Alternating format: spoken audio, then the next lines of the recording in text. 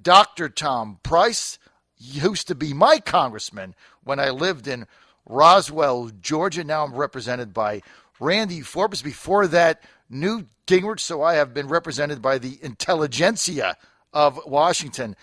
Congressman Dr. Price, great to have you. Hey, John, wonderful to be with you again. Happy Tuesday to you. Happy Tuesday. Now, I just got to go through this very quickly. I know we're short on time, but tell me, how's your wife and your Everybody son? Well. Everybody well. Thanks so much. They're doing great. They send their very best. Congressman, you serve on the House Committee on the budget. Let's get right to it.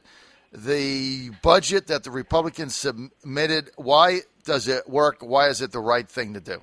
Well, as you and your listeners know, we're on a path right now where our debt is going to consume our country. We've got over $18 trillion in debt. The interest on that is going to, if we follow the president's plan, be over $1 trillion a year at the end of this decade. So his proposal is to tax more, spend more, borrow more. And all of the proposals that he has takes money out of the pockets of the American people, makes it so they can't send a kid to college, buy a house, pay the rent, start a business. All the things that the American people want to do are harmed by the president's budget. Our budget, in contrast, is called a balanced budget for a stronger America. Our budget would get to balance in less than 10 years, would save over $5.5 trillion in that period of time, would not raise taxes, would make certain that we save and strengthen and secure Medicare and Medicaid, the programs that are going insolvent according to the people that run those programs themselves. We would repeal all of Obamacare. We would put in place pro-growth tax reform to get this economy rolling again. So all the things that need to be done are encompassed in our budget in a way that would put our country back on track from an economic standpoint and an opportunity standpoint for the American people.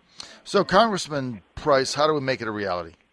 Well, make it a reality by getting folks in Washington who believe that this is exactly what needs to be done, that we need to address the challenges that we face. These challenges are huge, and they're not going away, whether it's the defense of our country, whether it's providing the resources necessary for our armed services folks, our men and women who stand in the gap, protect our liberty and freedom, whether it's saving, the programs that the American people have been promised, whether it's getting jobs being created in a real way, not in a fictitious way, but in a real way. Men and women in Washington have to stand up, and we've got to get more of them in Washington, and we've got to make certain that we have an administration at some point that will allow us to hold Washington accountable and provide for a more effective and efficient government. Congressman, we have what is approaching now an $18 trillion debt. We also have about $127 trillion of unfunded liabilities going forward. I know you reach across the aisle. Your style is to talk to Democrats all the time. What number of national debt is too high? Is it, obviously it's not 18 trillion. Is it 20? Is it 25? What number do your colleagues across the aisle say to you, well, when we hit that, we've got to change it?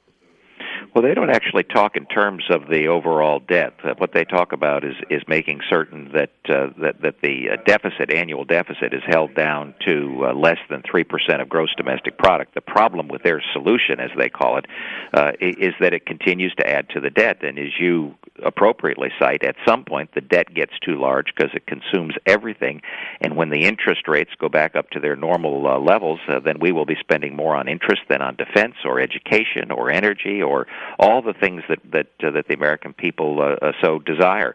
It's approaching that level right now. The problem is that you never know exactly where that point is, but when it happens, it becomes a fiscal crisis for the country, and that's an equal opportunity destroyer of folks' lives from an economic standpoint. So it's time to get our fiscal house in order right now.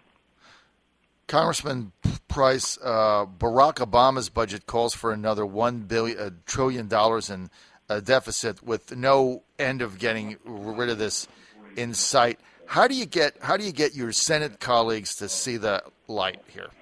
Well, the Senate actually, under a budget committee under Mike Enzie's leadership, we've been working with him for the past 10 or 11 weeks. Their budget is also going to be in their chamber this week.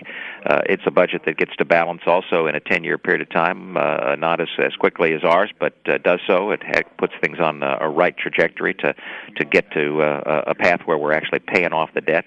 I think what the American people will see over the next couple of weeks is Congress working together to come forward with a budget that will actually, again, solve these problems and challenges that we face. And then it's not just up to those of us here in Washington. It's going to be up to the American people to rise up and demand of their representatives, of their senators, to stand up and make certain that we put in place these policies that will move us in a better direction, in a direction that will actually solve the problems that we have, whether it's in healthcare or energy or national defense or taxes, all the kinds of things that the American people in their gut know need to be done. As you say, common sense for the Commonwealth. Common sense is what's needed here, and the American people are going to have to demand it.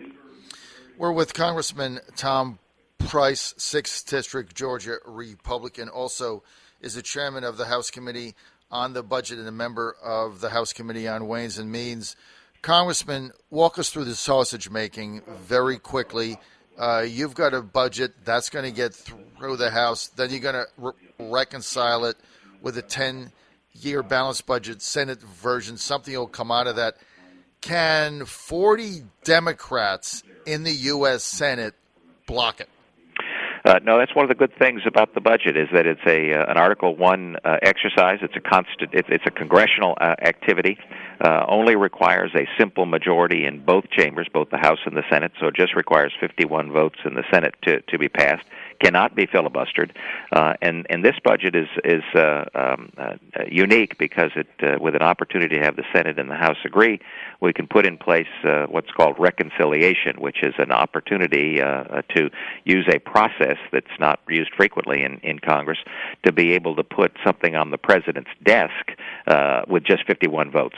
The budget itself is not a change in law, so it doesn't require signature by the president, but the reconciliation process allows us to put in place for example, Obamacare repeal on the president's desk to say, okay, Mr. President, we believe this is absolutely vital to restoring our economic vitality, and the American people believe it as well. What do you say? Can President Obama veto it? Sure, he could, but then again, that lays bare the transparency that's so important for the American people to see who's standing up for them, who's fighting on their behalf, who's trying to get this economy rolling on their behalf, who wants to make certain that parents are able to send their kids to college in an affordable way, who wants to make certain that Medicare is saved and strengthened, who wants to make certain that our military is provided the resources that they need so that they're able to accomplish the mission of protecting all of us.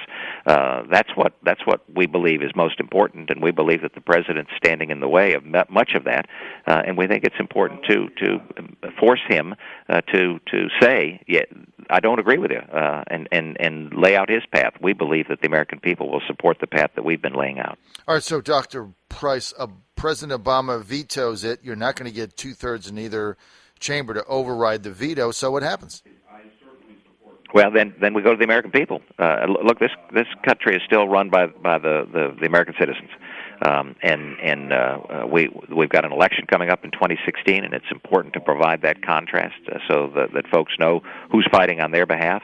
And then we need to go win some elections, and we need to win an election in the White House and have a president who will actually recognize that the challenges are huge, but the solutions exist. We just have to embrace them and recognize that the difficulties right now will pale in comparison to the incredible difficulties if we don't address these challenges in the near future.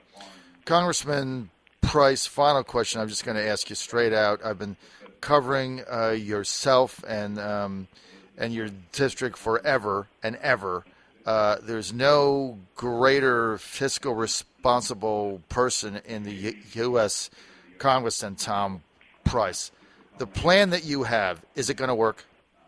It would if we could get a president that would institute these kinds of policies and a Congress that would push for these kinds of policies. This would absolutely work. It would get us on that trajectory where we're paying off the debt, where we're balancing the budget, where we're actually having a surplus. We know it because it's been done before. In the 90s, people will recall that the Balanced Budget Act was passed, and the projection was that it would get to balance within a 7-year period of time. In fact, it got to balance in less than 4 years, and it did so because once you reinvigorate the economy, once you let loose the wonderful entrepreneurial spirit and genius of the American people, then things get rolling again in a big way, and you increase the revenue to the federal government, but you also increase the opportunity and hope and dreams that the American people can realize. Congressman, we're out of time. We want to really thank you for being with us as always. Congressman and Dr. Tom Price, 6th District, Georgia, Chairman of the House Budget Committee. And Tom, please give my best to your wife. Thank you so much. Thanks so much, John. Take care and look forward to being with you again soon.